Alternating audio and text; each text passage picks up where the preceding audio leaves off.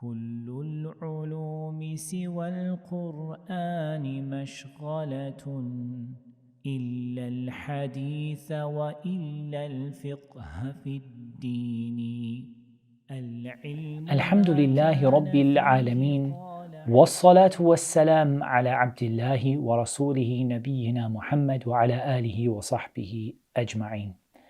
So we praise Allah Azza wa Jal, we send salat and salam upon the Messenger of Allah sallallahu alaihi wasallam, his family and his companions, and we are continuing with our explanation of Kitab al-Zakah from Buloogh al-Maram. Our next hadith, وعن علي رضي الله عنه أن العباس رضي الله عنه سأل النبي صلى الله عليه وسلم في تعجيل صدقته قبل أن تحل فرخص له في ذلك رواه الترمذي والحاكم. Ali radiallahu anhu narrated that Al-Abbas radiallahu anhu asked the Prophet sallallahu alaihi wasallam about paying his zakah early. And this is what we call mas'alatu ta'jeel. Ta'jeel az-zakah. Paying the zakah before the time of the zakah is due. And he asked about ta'jeel sadaqatihi. And many times, in fact, in the majority of Kitab al-Zakah, we've seen that the word sadaqah is used for zakah. Ta'jeel sadaqatihi qabla an tahil, before the hawl, before the year, the 12 Islamic months that we spoke about in the last class, before those 12 Islamic months are complete, paying the zakah before that. فَرَخَّصَ لَهُ فِي ذَلِكَ. So the Prophet ﷺ gave him permission to do this. And the hadith is narrated by At-Tirmidhi and Al-Hakim. This is a mas'ala or an issue that we deal with in fiqh, which is called mas'alatu ta'jeel az-zakah, paying the zakah early. So let's try to, if you like, draft out or draw out the boundaries of this issue. What does it really mean, and where are the scholars agreed and where do they disagree on this issue? So they agree, and there is ijma' upon a particular issue, and that is that there is no ta'jeel qabla al-nisab. There is no way that a person can pay zakah early until they have reached the threshold for zakah. But if you've been paying attention to the previous classes, is this not a mushkil? Is this not a problem? Is there not a contradiction? Because didn't the Prophet ﷺ say, إِلَّا أَن يَشَاءَ رَبُّهَا, unless the owner wants to pay? There is no zakah less than 5 camels unless the owner wants to pay. There is no zakah on silver less than 200 prophetic dirhams unless the owner wants to pay. What does that mean? How do we reconcile with the ijma' that you can't pay zakah early unless you have the nisab, the threshold? And those people don't have the threshold, but the Prophet ﷺ said, إِلَّا أَن يَشَاءَ رَبُّهَا, unless the owner wants to pay. So we say that when the owner wants to pay, this is a sadaqah and it's not zakah. It's not zakah. The zakah, that the money that is paid, it's a sadaqah from the owner, and it's not officially classed as their zakah on that wealth. What we're talking about here is officially paying zakah, actually saying my obligation for zakah has been lifted from me. I have no zakah to pay because I paid it early. I have no zakah to pay because I paid it early. For this, the condition the scholars put is that it has to reach the threshold. In other words, if you just gave the zakah collector and you had 3 camels and you gave the zakah collector 1 sheep, you didn't reach the 5 camels. You had 3 camels, you gave the zakah collector 1 sheep. You can't then say my obligation of zakah is gone from me for the whole rest of the year, because you hadn't reached the nisab, you didn't reach the threshold. You didn't reach the threshold. So this issue of paying the zakah early, the condition about which there is consensus on is that you have to have the minimum amount of the zakah to be classed as paying zakah early. If you don't have the minimum amount, you can give zakah, but that zakah will be fi hukmi as-sadaqah. it will be in the ruling of giving sadaqah, and it will not officially count as your official zakah at that time, because you didn't have enough money for it to count as your official zakah. But if you had enough money and your zakah reached the minimum amount and you gave it early, then what is the ruling on this? So the Hanafiya and the Shafi'iyya and the Hanabila, they all held the opinion, and they were the majority in this case, they all held the opinion that it is permissible for a person to give their zakah early if there is a maslahah in that. There is a benefit in it. And ultimately, this is a qa'idah in zakah. It's a principle in zakah, which is the principle of benefit. We're looking at what is going to benefit the poor person. That's our concern. What is going to benefit the poor person? Now we know zakah goes to particular groups of people. And in theory, zakah should be going to people throughout the year, because people's blocks of money should be reaching the hawl, the 12 months, at different times. And this is one of the things that I personally strongly dislike, is people giving their zakah only in Ramadan. Now, I don't see a harm in that if the zakah is early, if you're giving your zakah early, but people sometimes even are delaying their zakah, and that's not permissible to delay the zakah at all. It's not allowed to delay the zakah. According to the majority of the ulama, you can't hold it and choose when to give it. It's fawran. You have to give it as soon as that reaches that 12, you have to give it, 12 months. Now, what a lot of people do is, because they want to give it in Ramadan, the poor people have plenty in Ramadan. But outside of Ramadan, maybe 6 months after Ramadan, or 7 or 8 months after Ramadan, many of them are suffering because people are not giving their zakah throughout the year. So I would say, my advice would be, there is no harm in paying your zakah early in Ramadan, especially if your zakah is due near that time anyway. But you have to look to see that if you're giving your zakah early, that there is a maslahah, there's a benefit to the poor people. Because what about you're giving your zakah early and you're actually harming the poor people, because you're preventing them from zakah at the time when they really need it. But there are things that happen in certain times.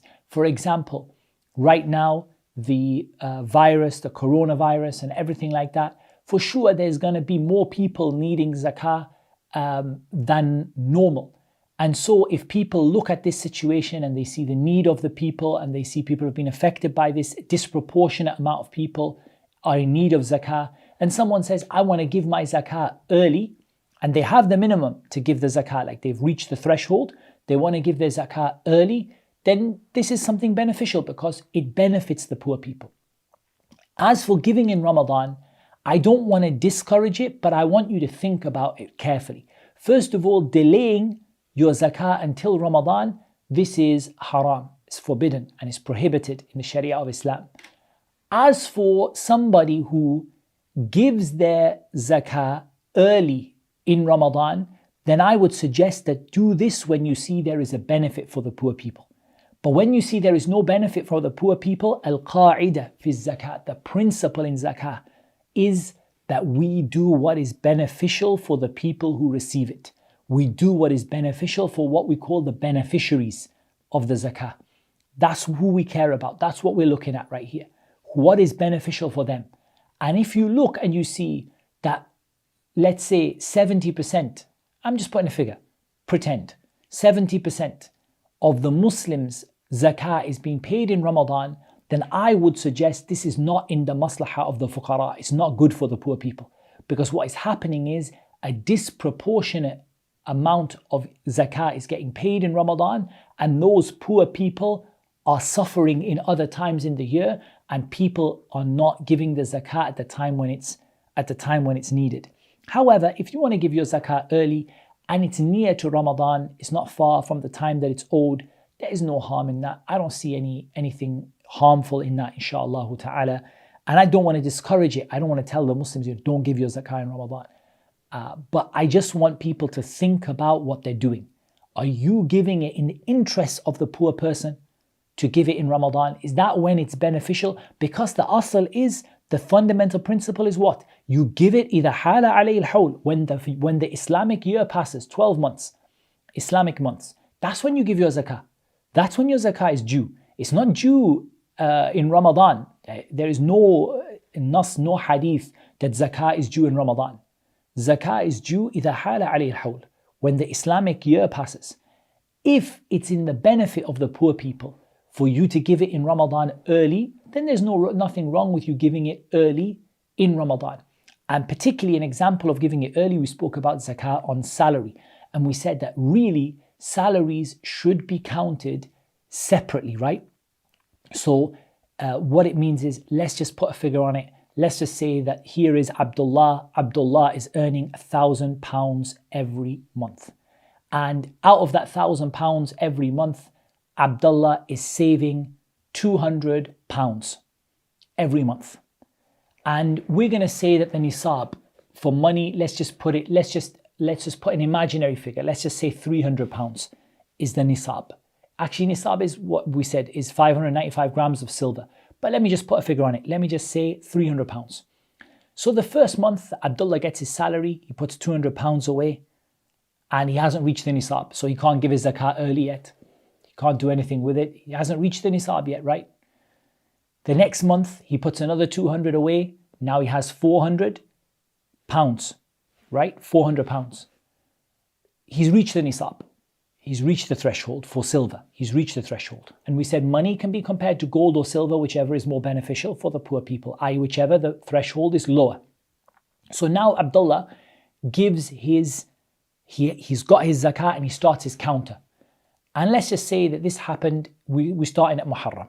So Muharram, he put away £200, Safar, he put away £200. Now in Safar, he counts at the end of Safar, the last day of Safar, he counts that I've gone over the threshold because my salary came, I put my savings aside, I've gone over the threshold. When is that zakah due? That £400, if he doesn't spend anything from it, the zakah, and it stays above the threshold, the zakah is due next Safar at the end of that month. When he gets his salary, that's when it's due. That's because 12 Islamic months has gone by. It's the end of Safar that his zakah is due on that amount. But during the year, Abdullah keeps putting 200 and 200 and 200 and 200 every month into his savings. Now, in the first instance, these amounts are separate. In other words, if you were to actually look at this in a simple kind of way, Abdullah would be paying zakah every 2 months from the following Safar. If he kept saving like that and he never spent it, he would be paying it every 2 months. He would be paying it. Because 2 months would go by on his Muharram and Safar. He put 400, now it reached a threshold, 12 months, they pays. Then Muharram, Safar, Rabi' al-Awwal and Rabi' al-Thani go by and he's got another 400 and it counts the threshold, now he saves, and so on. But the problem is that becomes difficult to keep track of, and it can be burdensome for people to remember and keep track of it like that, like on a month by month basis. So what some people choose to do, let's just say that Abdullah chooses to make things easy for himself. So what he decides to do instead is that he takes the money from Muharram and Safar and he starts his counter because now he reached the nisab. When it gets to the end of Safar the next year, he pays all of the zakah on all of his savings that he has. So he's paying early. He's paying, we said Muharram, Safar, he's paying Rabi' al-Awwal and Rabi' al-Thani early. Then Jumad al-Ula and Jumad al-Thaniya, he's also paying it early. And all the rest of the months of the year, he's paying them early because the only one that was really due was Safar. Safar was the one that was due. But instead, he's paid all of the money he has in that year, all of his salary. So he's paid it early. He's paid it early. And this is what we're talking about here, ta'jeel az-zakah.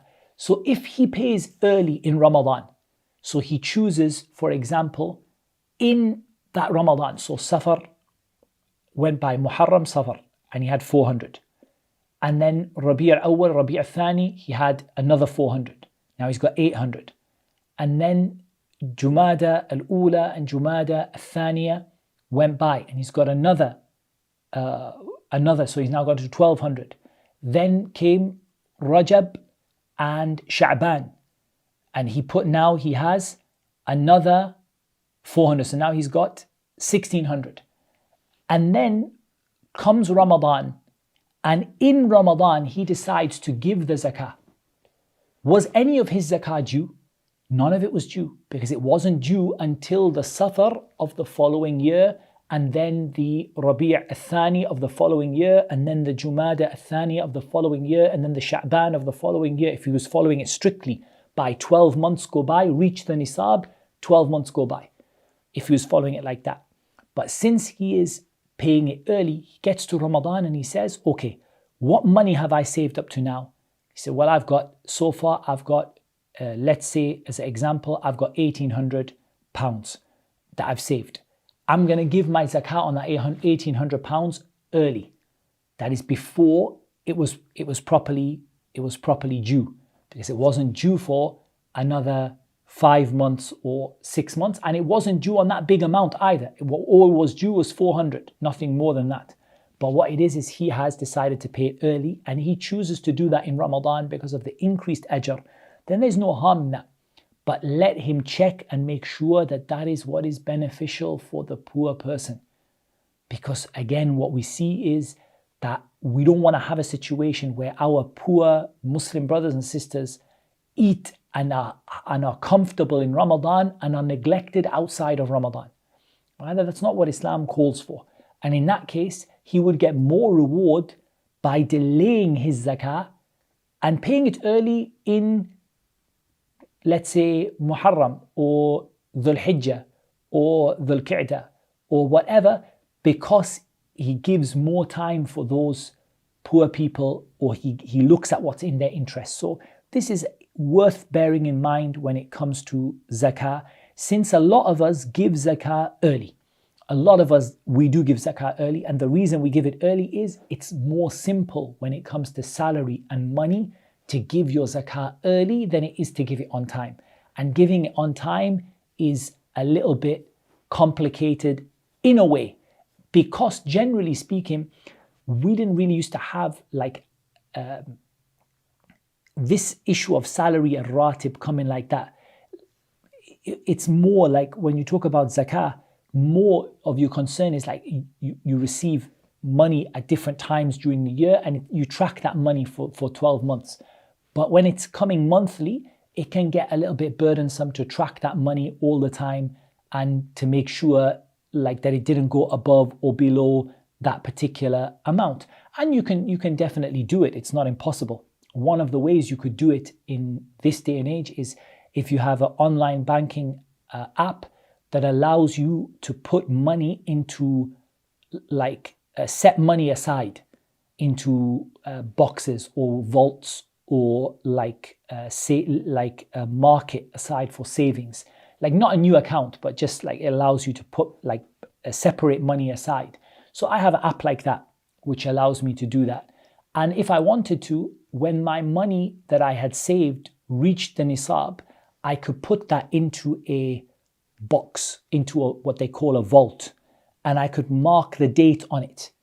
And then I can see if I take money out of the vault, I can delete it if it goes below the nisab. Otherwise, I just keep that vault open till the end of the year, and then I check every month. I check the vault to see which vault has the date on it for 1 year, and then I pay the zakah. I could do that today. I could do it on a spreadsheet. The money that I've saved, I could mark it down and then mark the date that the zakah is due, and so on, and wait. So that is something that you could do, but it isn't as easy as just paying the zakah early and paying it more than what you need, paying a little bit more than what you need. And because zakah is so small and so beneficial, it doesn't really hurt you to do that because it's small and it's beneficial. And why I say those two things is, first of all, it's small, It's only a very small amount, typically 2.5%. And secondly, it is beneficial. It's not going to be wasted. It's not going to be used for haram, like the taxes that we pay all over the world today, where they're just used for things that people don't need, or they're used to for things that don't benefit poor people directly, and so on. So alhamdulillah, it's beneficial and it's easy. So if you pay it early, it's not a problem. So as we said, the majority of the ulama from the Hanafiya and the Hanabila and the Shafi'iyya, they said that it's permissible to give the zakah early. But then they differed. They differed over how many years you are allowed to give zakah in advance. How many years? And they differed in 3 opinions. One of them, they said that you can only give it for a year. In other words, you can only pay zakah in advance for a year. Anything else you paid in advance, 2 years, 3 years, 4 years, it was sadaqah, it was not zakah. Zakah would still be due the following year. And as evidence for this, they said that this hadith of Al-Abbas, he only limited it to this 1 year. He only limited it to this 1 year. The second opinion is the opposite of that. They said there is no limit. Is it no limit? You can pay zakah 5 years in advance, 10 years in advance. It doesn't matter, because the Prophet ﷺ allowed him to pay zakah in advance, and therefore it doesn't matter how many years he pays it in advance. And the second opinion, or the third opinion, is the opinion that you can only pay in advance for 2 years. And this is the opinion of some of our mashayikh. Shaykh Ibn Uthaymeen rahimahullah ta'ala mentioned it, and others. And they said the evidence is in some of the narrations of this hadith, he asked the Prophet ﷺ for 2 years, and they said it's not befitting to go beyond what the text says. In other words, stick to the text, because if the text says 2 years, you can't presume 3 years is okay. You can't just make a presumption that, oh well, if 2 years is okay, 3 years is okay. You can't make a presumption like that. And Allah Azza wa Jal knows best. I think it's safer. You limit it to 2 years in advance, inshallah, is safer, because at the end of the day, it's still an obligation upon you, and 2 years in advance is plenty, inshallah. Anything extra you want to give can always be classed as sadaqah, but don't class it as a prepayment on your tax, an early tax payment, an early zakah payment. Don't class it as a prepayment unless it is within a 2-year period. That's a bit safe, just to be safe on the issue of your zakah. Our next hadith, وعن جابر ابن عبد الله رضي الله عنه عن رسول الله صلى الله عليه وسلم أنه قال: ليس فيما دون 5 أواق من الورق صدقة، وليس فيما دون خمس ذود من الإبل صدقة، وليس فيما دون 5 أوسق من التمر صدقة. رواه مسلم. وله من حديث أبي سعيد: ليس فيما دون 5 أوساق من تمر ولا حب صدقة. وأصل حديث أبي سعيد متفق عليه. This issue is the hadith of Jabir and the hadith of Abi Sa'id. In the hadith of Jabir ibn Abdullah radiyallahu anhu, the Messenger of Allah sallallahu alayhi wasallam said, there is nothing, or there is no sadaqah, there is no zakah, in that which is less than 5 awaq of silver. The awaq, or the uqiyah of silver, is a measure which is 40 prophetic dirhams. 40 times by 5 equals 200. And we know the zakah threshold for silver is 200 prophetic dirhams, which is 595 grams approximately. 595 grams approximately, and that is 5 awaq, or 5 uqiyah, 5 awaq, and it is also equal to 5 times 40 dirhams, which is 200 prophetic dirhams, or 595 grams of silver. As for money, which is what sometimes the scholars call fulus, meaning al-fils, the money which is neither gold nor silver. It's not minted gold or silver. It could be made of brass, of copper, of nickel, of paper. Then this money, it can be compared to either gold or silver according to which one is most beneficial for the poor people. And at the moment, it's better to compare it to silver because silver is more beneficial to poor people than gold. Since the price of gold is very high, it will mean that very few people can pay zakah. But if we compare it to silver, more people will be able to pay zakah because the threshold will be lower. So whichever the two is the lower price, we go for that. So we're going to compare our money to silver. So our money is also khams awaq. It is 5 uqiyya or 5 times 40 prophetic dirhams, which is 200 prophetic dirhams or 595 grams of silver. Let me have a little look today. What is 595 grams of silver worth? So if we have a look at, usually they measure it in ounces. So it's 21 ounces of silver. So we can have 1 ounce of silver in Great British pounds. You see what it's worth today. So right now, it is worth £12.46 for an ounce. So we can do 21 times by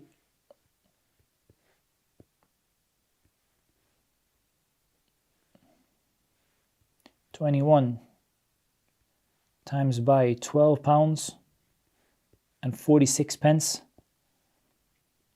is £261.66 as of the price today, approximately £261.66. That would be the threshold of money today, as it stands today, as according to the price of silver in comparison to British pounds today. So you can see roughly the threshold we're talking about.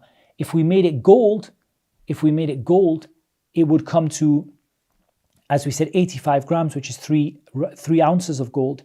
Just to see the difference in price, an ounce of gold today in GBP is, or we can do it by gram, is £43.85 for a gram. Times that by 85 grams.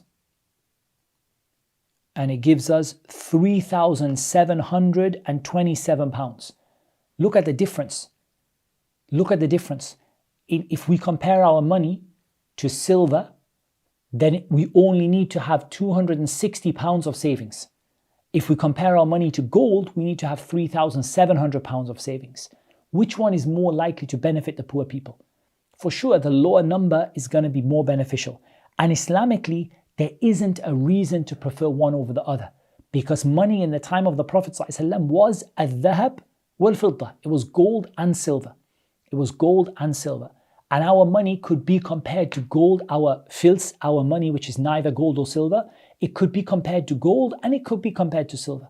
So we don't have an Islamic reason to prefer one or the other except the qa'idah of ما فيه المصلحة للفقراء, what is beneficial for the poor people. And so we go with the lower amount, and that is the threshold for silver. So we say that if you have savings of £260 or above as of today, then you need to start counting your 12 Islamic months. If it goes below that amount, you can stop the counter and wait for it to go above and start again.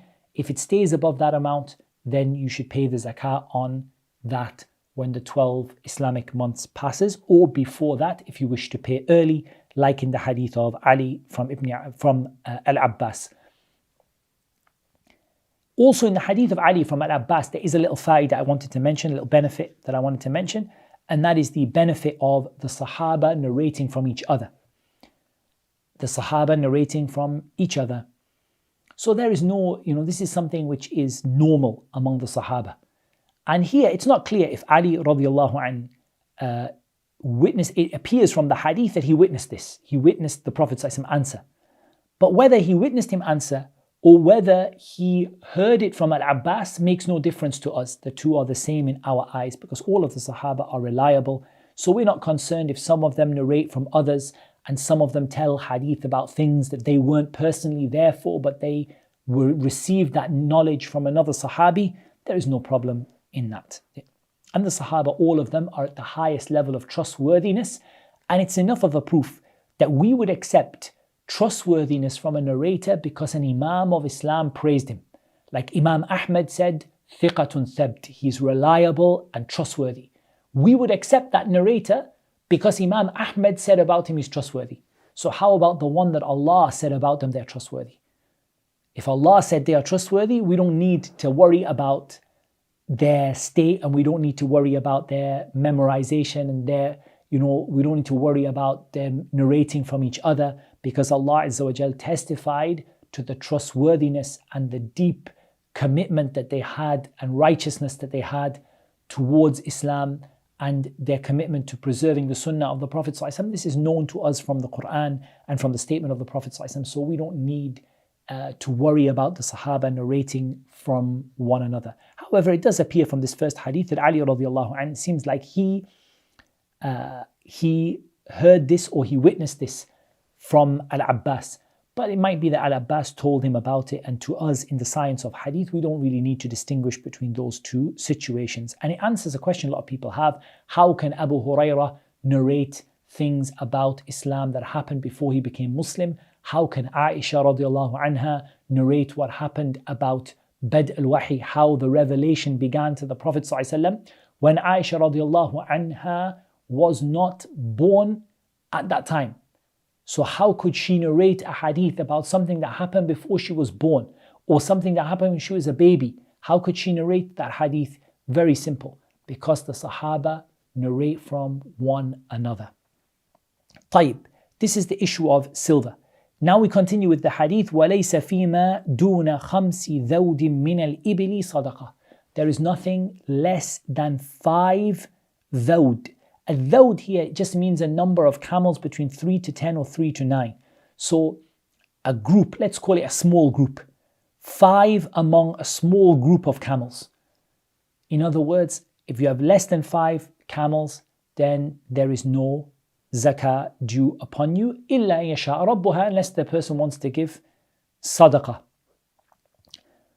And here's our new one that we're going to deal with today. وَلَيْسَ فِيمَا دُونَ خَمْسَةِ أَوْسُقٍ مِنَ التَّمْرِ صَدَقَةً. There is nothing less than 5 awsuq of dates. There is no zakah due upon them. And this is narrated by Muslim. And in the hadith of Abi Sa'id, which is also in Muslim, there is nothing less than 5 awsaq, and awsaq are the same, of dates or grains. Dates or grains. And the original hadith from Abi Sa'id is narrated, the origin of the hadith, or the original part of the hadith is narrated in Bukhari and Muslim. So here we have this issue of zakah upon what we call al-hubub wal-thimar. Al-hubub wal-thimar. Here, when we talk about al-hubub wal-thimar, we need to be clear about what we are talking about, because this is where it becomes more complicated and there's some issues that we have to deal with. We know that zakah is due upon certain grains and certain fruits, kind of fruits. Certain fruits and certain grains. We know that zakah is due upon. However, the problem we have is defining what exactly they are and what exactly they aren't. So let's first of all exclude something. We're going to exclude all fruits and vegetables. We're going to exclude all fruits and vegetables which are not stored. All fruits and vegetables which are not stored, which are eaten up, like they're not kept in long-term storage. They are simply eaten up, like tomatoes and apples, carrots, and all kinds of fruits and vegetables, melons, and all this kind of stuff that are just eaten up, and they are not like kept in storage. And if you want to think about what is kept in storage, think like dates. Dates are dried and they become dry, and then you keep them in boxes for, a long time. Those are the ones that zakah is due upon, broadly speaking. And as for al-hubub, then we're going to come to this in the next hadith, inshaAllah ta'ala, or in a subsequent hadith.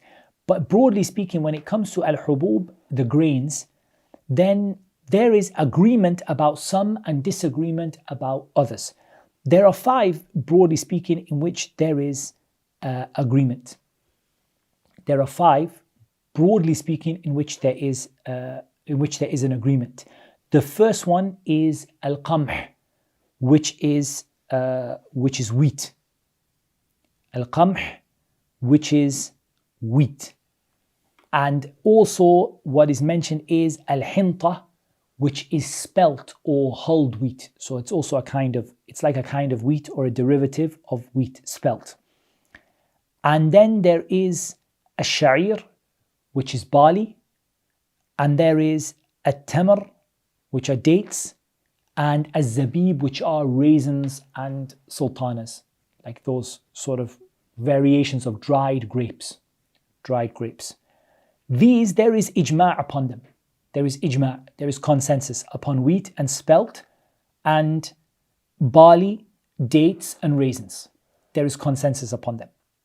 But the opinion that I personally believe to be the most correct, and this is the opinion of the Hanabila, in the mashhur of the madhab from them, is that everything which is makirun muddakhir, everything which is measured or was measured at the time of the Prophet ﷺ by volume and is storable, like it can be stored over a long period of time, like it's dried and stored, and it's measured, or it was measured in the time of the Prophet ﷺ by volume, then it is due zakah upon it. And we're going to give examples of that, inshaAllah ta'ala, as we go on. But from this, what is the nisab? What's the threshold? So the threshold is 5 awsaq, and a wisq, it is the amount that it is 60 sa'. So you've got to stay with me on this. The awsaq, each one of them is 60 sa'. So in total, if we times 60 by 5, we get the nisab is 300 sa'. Now, can you remember where you've heard a sa' before? Do you remember the sa' is the measurement that we use for zakat al-fitr, zakat al-fitr. The sa' is the measurement of zakat al-fitr. So how much is a sa'? A sa' is 4 mud. Okay, that's not very helpful. A mud is roughly what a grown man would hold in his 2 hands, like that. That's a mud. A middle size, like not someone with really big hands or really small hands, but an average size person. Now, we actually need to understand that a sa' is a measure of volume, not a measure of weight. And I think the easiest way to think about this, if you think about this, is think about Surah Al-Mutaffifin. Allah Azza wa Jal, He said, وَيْلٌ لِلْمُطَفِّفِينَ الَّذِينَ إِذَا اكْتَالُوا عَلَى النَّاسِ يَسْتَوْفُونَ وَإِذَا كَالُوهُمْ أَوْ وَزَنُوهُمْ يُخْسِرُونَ. Allah talked about the mutaffifin that demand their full measure.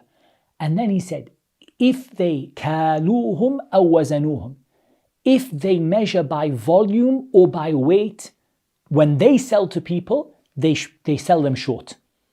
So that means that in the time of the Prophet ﷺ, there were things that were measured by volume and things that were measured by weight.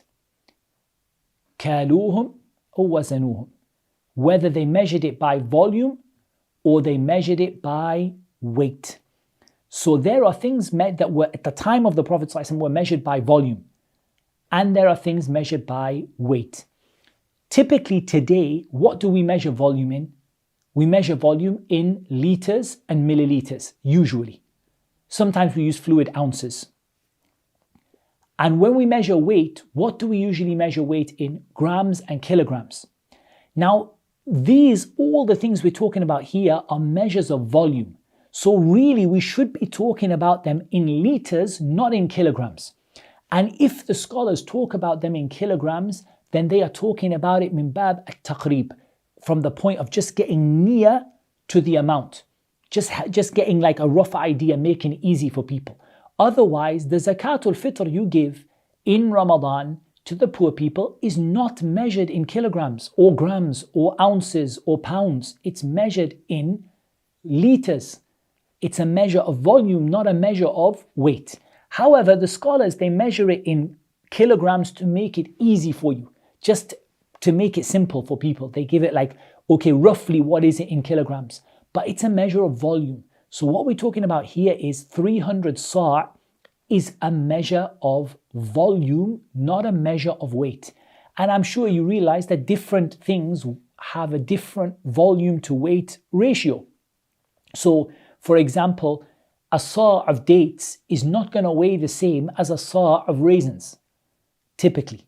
It's not going to weigh exactly the same. A sa' of dates and a sa' of raisins are not going to weigh the same.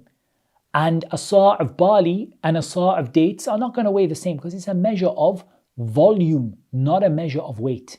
So if you see the ulama mention it in weight, which many of them do, many of them said a sa' is 3 kilograms. But really that is shay'un, it's something taqribi, it's approximate and it's there to help you out. But it's not precise. What is precise is the measure of a sa' in liters. A measure of a sa' in liters. So now we come to the mud. If we know a sa' is 4 mud, if we know that a sa' is 4 mud, then if we know a mud in milliliters, we can learn what a sa' is in liters. So the scholars, they have 2 opinions. I'm not going to say only 2, but we can get a range of opinions between 2 values. That a mud is 500 ml or that a mud is 750 ml. 500 ml, half a liter, or 750 ml, which is 0.75 of a liter. Now, me personally, I go with the larger number because in zakah this is safer, and also because when I did some research on it, I felt more confident with it. So me personally, I class a mud as 750 milliliters, which makes a sa' 3 liters. It makes a sa' 3 liters. But some of the scholars, they classed it as 2 liters. So some of them said 2 liters, and the maximum they said is 3 liters. But I personally prefer to go with the larger amount, that the sa' is 3 liters. If the sa' is 3 liters, then the measure at which the zakah is due, the nisab, the threshold, is 900 liters. That would be the nisab. If we go with the smaller amount, because it's more beneficial to the poor people, then the nisab would be 600 liters. And that's safer when we talk about the threshold, to go with the smaller amount. So we say when we're giving zakah, like zakatul fitr, I measure 3 liters per sa' when I'm giving it. Zakatul fitr, I measure 3 liters per sa'. But when we're talking about the nisab, it's more beneficial for the poor people to go with the smaller number. So we'll say 600 liters based on 2 liters per sa', 600 liters of dates. And you can easily check online volume to weight, how much does, like for example, if you look at usually when you see recipes, food recipes from the US, for example, a lot of times they measure in volume instead of weight, right? Like those will tell you like put a cup of flour, put a cup of flour. A cup is a measure of volume, it's not a measure of weight. But we know what a cup of flour weighs. Or put half a cup of water. And we know what half a cup of water is in ml. That a cup is 250 ml and half a cup is 125 ml and so on. Like, so it's easy for you to convert. For example, you can just Google that dates volume to weight. That if you have dates that fill a liter in size, how much will they weigh? If you have rice that fills a liter in size, how much will it weigh? And as we said, a sa' is either 2 liters or 3 liters according to a difference in what the mud is. Some said 2 liters, some said 3. So for me, if I'm giving it, I give it as in terms of zakat al-fitr, I give it as 3. But if I'm counting it for zakah on al-hubub wa thimar, on the grains and fruits, then we count it as 2 to be safer. So that would be 600 liters of dates or grains, wheat, rice, and so on. And you can easily find out how many liters of rice makes how much weight. And then you'll see that actually the weights that the ulama give are quite similar, in the sense that you can see that you can even just search 1 liter of rice in kilograms, for example. And it says that a liter of rice is approximately 800 grams. So we said that a sa', some of the scholars, they just said count a sa' as 3 kilograms. Actually, if you count a sa' as 3 kilograms, you're giving a bit more, because that's around about 3 kilograms is around about 4 liters of rice. And you really only need to give 3, but still, the more you give, the better. But in this issue, as we said, the actual measure in terms of the zakah itself is 300 sa', and 300 sa' is approximately 600 liters in volume. And weight-wise, some of the scholars said 900 kilograms, and some of them said more or less than that. And all of that is just approximation to help you to understand, because these were things that were measured and sold in the time of the Prophet ﷺ by volume. They were not sold by weight. And what matters is the time of the Prophet ﷺ. It doesn't matter whether now rice is sold in the kilogram or whether wheat is sold in the kilogram. It only matters that in the time of the Prophet ﷺ, grains and dates and grape raisins were sold by volume, not by weight. So how much do you have to pay? How much zakat do you have to pay? Let's just say I have my 300 sa' of dates. I have a date farm and I collected 300 sa' of dates. How much do I have to pay? For this, we go to our next hadith. وعن سالم بن عبد الله عن أبيه رضي الله عنه عن النبي صلى الله عليه وسلم أنه قال فيما سقت السماء والعيون أو كان عثري العشر وفيما سقي بالنضح نصف العشر ولأبي داود أو كان بعلا العشر وفيما سقي بالسواني أو النضح نصف العشر.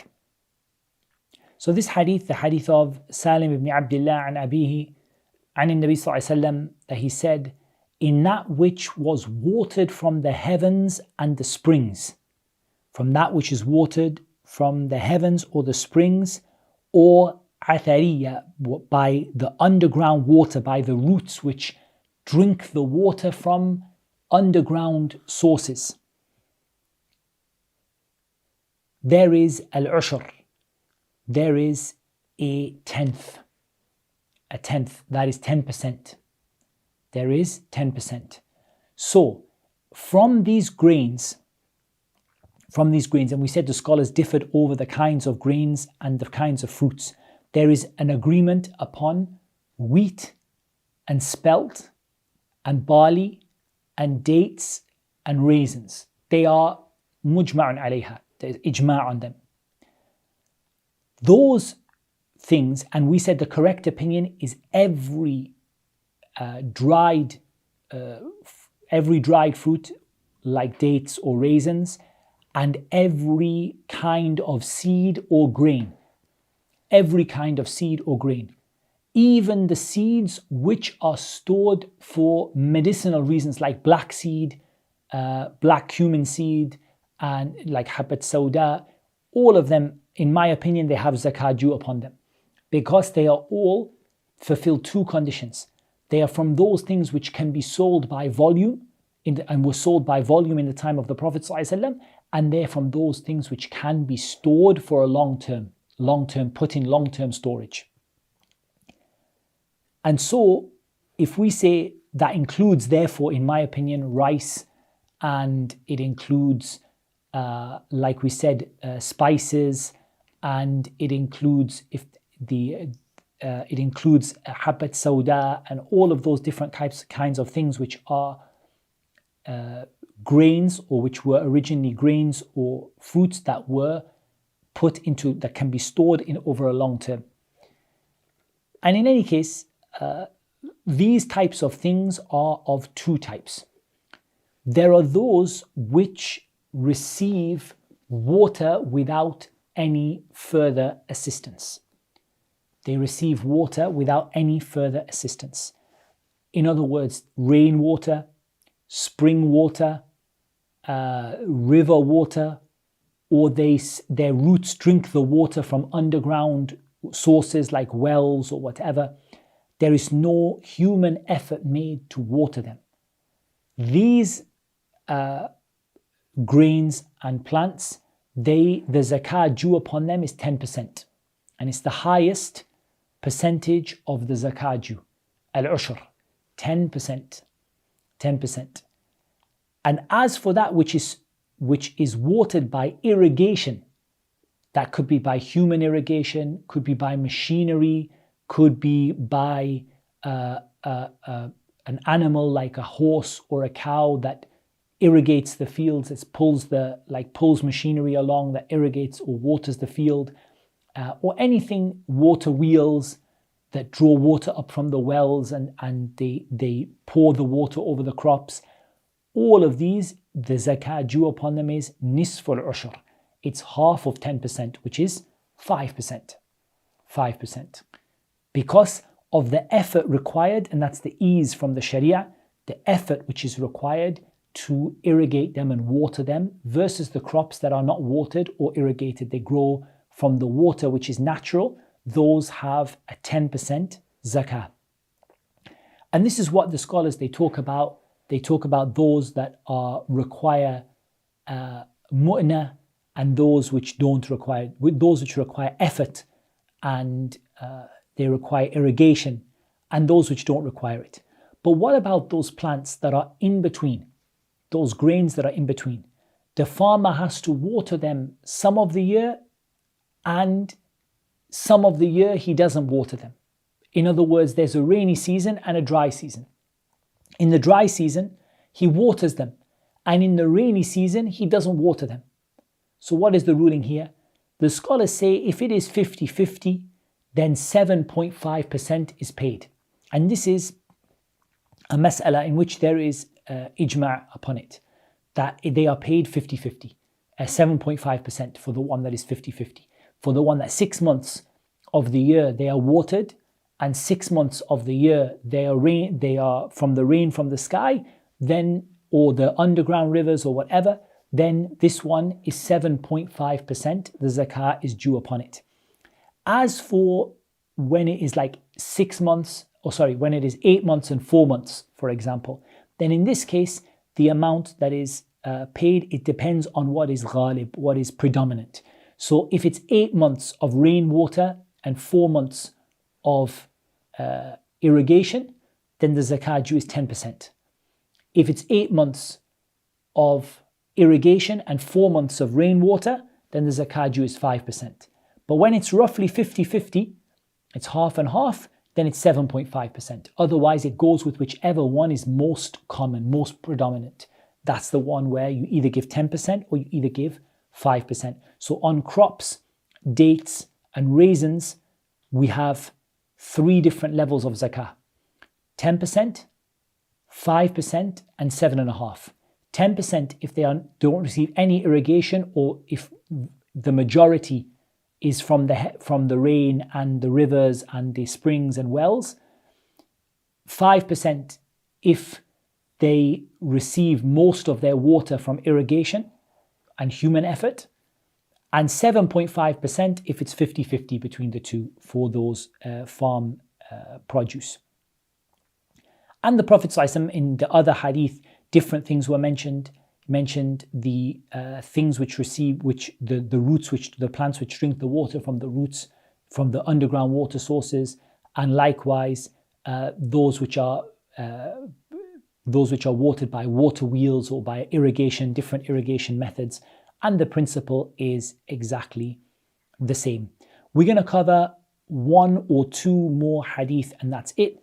Our next hadith وعن أبي موسى الأشعري ومعاذ رضي الله عنهما أن النبي صلى الله عليه وسلم قال لهما لا تأخذ في الصدقة إلا من هذه الأصناف الأربعة الشعير والحنطة والزبيب والتمر رواه الطبراني والحاكم وللدارقطني عن معاذ فأما القثاء والبطيخ والرمان والقصب فقد عفى عنه رسول الله صلى الله عليه وسلم وإسناده ضعيف. This hadith is hadith of Abu Musa al-Ash'ari and Mu'adh ibn Jabal that the Prophet said to the two of them, don't take from the sadaqah except from these four things: barley and spelt and raisins and dates. And that's narrated by al-Tabarani and al-Hakim. And al-Daraqutni narrated from Mu'adh that he said, as for al-Qitha, he said, as for al-Qitha,